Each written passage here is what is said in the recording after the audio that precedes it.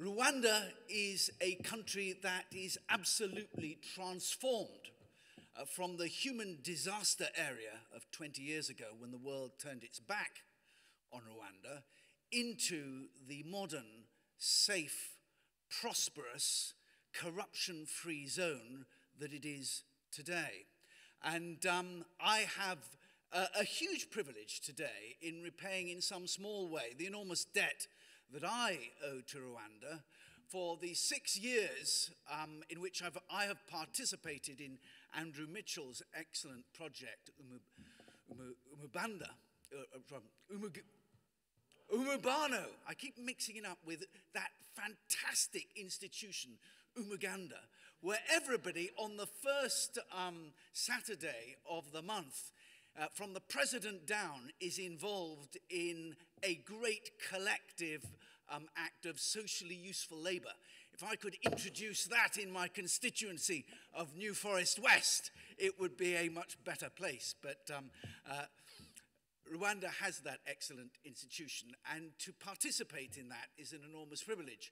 And my small contribution to Rwanda's transformation was in helping to bring it into the Anglophone zone. You should be aware that all teaching in schools in Rwanda is now in English, which is a very good thing, I think, for investors. And over those summers, I taught English to primary school teachers, and it's quite a stretching experience to be asked all sorts of what actually, if you think about them, are deeply philosophical questions by intelligent young people, like, what is the past participle? But I can attest to the fact that you can have a really great night out in Kigali and then find yourself alone in the early hours of the morning in the center of the city and be utterly safe, as indeed you would be utterly safe in any other place in Rwanda. It is a fantastic transformation. It is an open and outward-looking society. Rwanda is active in the United Nations. It is a preferred partner in peacekeeping operations. It is a member of the Commonwealth and a member of the East Africa Economic Union. Most importantly for us today, it is judged by the World Bank to be the second most business-friendly place in the continent, the second best place to do business. It has a young and growing population, and therefore it has every right to the ambitions that it shows and that are on display today. For respect to my own department, DFID, we are currently, I think this year, are going to spend some £70 million in Rwanda. We are involved in driving forward private sector investment. We're involved in education, and we're all involved in governance, in providing technical expertise to the revenue and to the Auditor General. We have a close relationship with Rwanda, and that enables us as good friends to be candid to one another. We have excellent business relations with Rwanda. We already have significant interests in tea. You should all know that Yorkshire tea is Rwandan tea, and we have interests in mining. But there is so much more opportunity out there in power, in construction, in information technology, in a whole range of things, construction and all the rest. And I hope that there will be interest in those spheres of business activity today. I might say that it's time that someone opened a coffee shop in Kigali, because Rwanda produces the best coffee in the world, but you've got to come here to Sainsbury's, and Waitrose to buy it. I've always wanted to drink Rwandan coffee in a pleasant coffee shop in Kigali, and I look forward to that.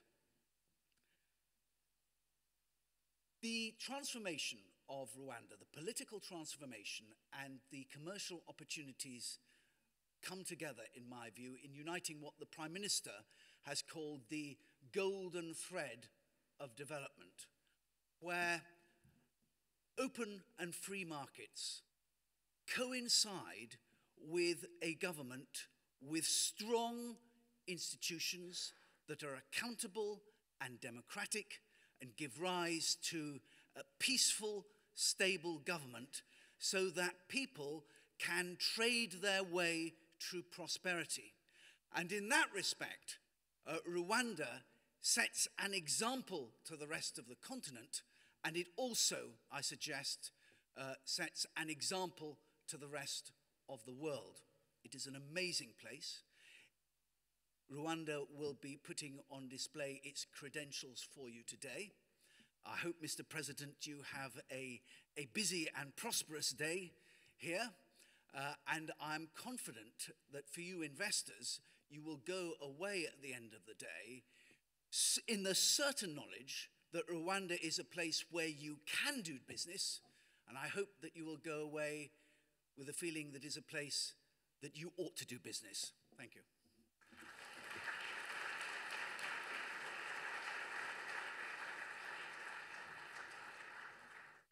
Thank you, Minister, for that outstandingly passionate endorsement of Rwanda and the reasons for investing in the country. We're absolutely delighted now to welcome His Excellency the President, who has had a tremendous week already here in London I think it's not unfair of me to say, I think one of the best received Chatham House lectures of recent times yesterday. An outstanding speech as well at the Daily Mail Summit on Monday, and I hope today, Your Excellency, we'll see some real and concrete business going into your country. Please welcome His Excellency the President.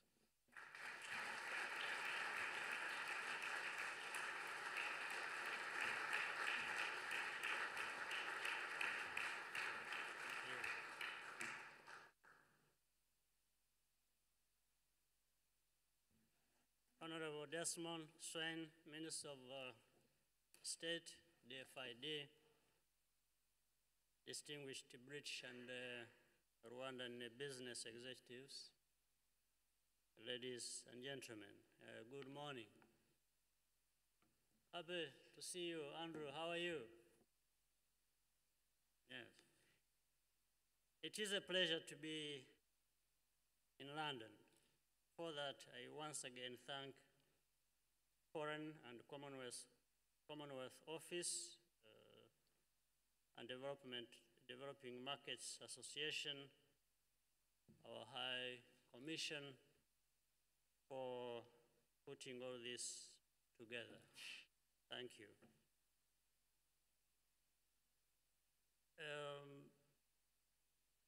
It is encouraging to see so many UK and Rwandan companies here. I trust you will find points of convergence and a way to share productively in the many opportunities on both sides, UK and Rwanda and the region of East Africa. The United Kingdom has been a valuable partner in Rwanda's recovery and our country's development in the last 20 years. This country, the leaders, the people, the companies have been close to our recent and continuing developments. Our two countries have also developed special people-to-people relationships. This includes Project Umubano that has been talked about, a social program that has brought British parliamentarians to Rwanda every year since 2007. As said earlier, Andrew Mitchell has been at the center of that. We therefore already have a sound foundation on which to further grow business relationships with investors from the UK. There is good reason for the global interest in doing business in Rwanda and in East Africa. We have made great strides in every area in the last 10 years. Our government, our two governments and governments in the region are continuously adopting the right reforms, accelerating regional integration and diversifying economic activity to increase investments. In East Africa, foreign direct investment has grown on average over 23% a year, the second highest rate in Africa. On average in Africa, it's around 19.5%. Rwanda has worked hard to establish security and political stability. This has allowed us to focus on strengthening good governance and a culture of accountability. In addition, our prudent macroeconomic management has ensured inflation remains in the single digits since 2008. It is currently at 3%. One of the results of these efforts is high investor confidence, as illustrated by the oversubscription of the Eurobond Rwanda floated and settled here in London last year. We have invested these funds building and improving infrastructure, particularly air transport, hospitality facilities, and energy generation, all of which will support increased private sector investment and activity. Rwanda is thinking long-term by investing in human capital, particularly our high proportion of youth population, which we consider a great asset. With national programs such as one laptop per child, universal health coverage, technical and vocational training, free 12-year basic education, and partnerships with world-class institutions, universities such as Carnegie Mellon, we are putting in place the building blocks of a knowledge economy. We are also prioritizing inclusive growth to empower citizens to chart their own futures and to innovate. In the last decade, Rwanda's economic growth has been broad-based, with all sectors, including agriculture, construction, and services, contributing to job creation and poverty reduction. But we know there is no room for complacency. We have to do even better. Rwanda's cabinet has just approved a new investment code, which includes a preferential corporate tax and a 7-year tax holiday for key investments in sectors such as ICT, business process outsourcing, agribusiness, financial services, and other export-oriented industries. Overall, unprecedented prospects are to be found in the framework that Rwanda and East Africa have put in place in terms of a common market of at least 140 million people. For long-term global investors with the capital and expertise, this setup translates into attractive opportunities within the Northern Corridor infrastructure projects involving 5 East African countries. These include a new airport, a railway line, oil pipeline, and refineries, as well as cross-border energy transmission. Together, the leaders of the region are personally driving the building of this critical infrastructure because it is of great significance to our regional integration agenda and the well-being of our citizens. It will connect people and markets and ultimately reduce the cost of doing business. In Rwanda, we are also counting on information and communication technology to open up even more possibilities to all, particularly the private sector. We have invested in a fiber optic backbone running throughout the country, a 4G LTE network that we are building in partnership with Korea Telecom is expected to increase penetration to at least 95% by the end of 2016. Beyond infrastructure, ICT continues to be a driving force for innovation, innovative solutions in governance, health, education, financial, and agricultural sectors. New opportunities have emerged in the services industry, particularly in tourism.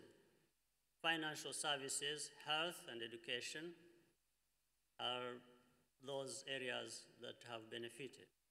Rwanda's location is ideal for companies looking to access both the domestic market and neighboring countries. Already, companies such as Visa have set up shop in financial services, targeting the opportunities in an economy where only 23% of the population is formally banked. So the opportunity, the potential is very huge.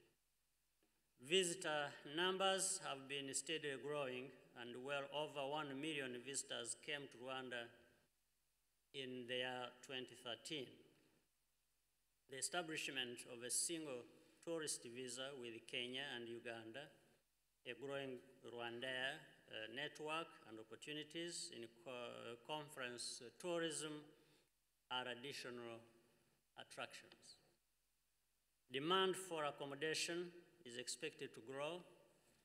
Average occupancy rates for upper range hotels stand at 70%, and reputable brands such as Marriott, Radisson, Kempinski, and Sheraton have invested in this sector.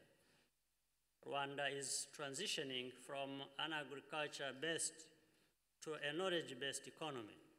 This requires more partnerships with the regional and foreign investors for capital, expertise, and innovative solutions.